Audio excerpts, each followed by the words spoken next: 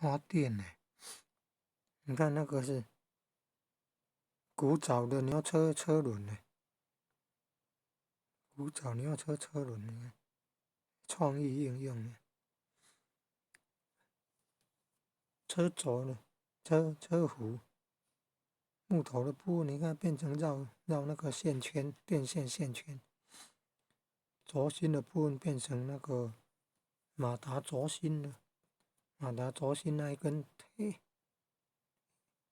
通电有磁性，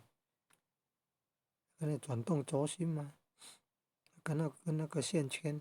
好像6个线圈哦。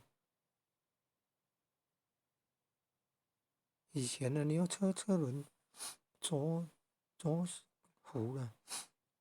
那个木条才只有6条吗？不止哦，好像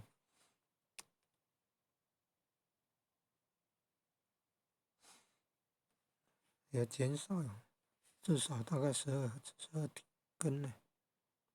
这样转动线圈跟那个磁铁，线圈跟磁铁这样作用产生电了，产生电，你看电力可以输出哦，你看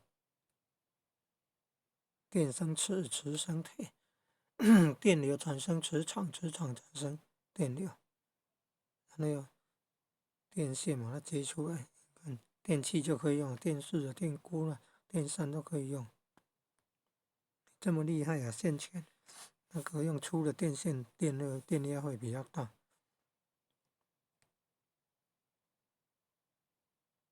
也要绕的够多哦，磁场才会够大。那还要在磁场里面还要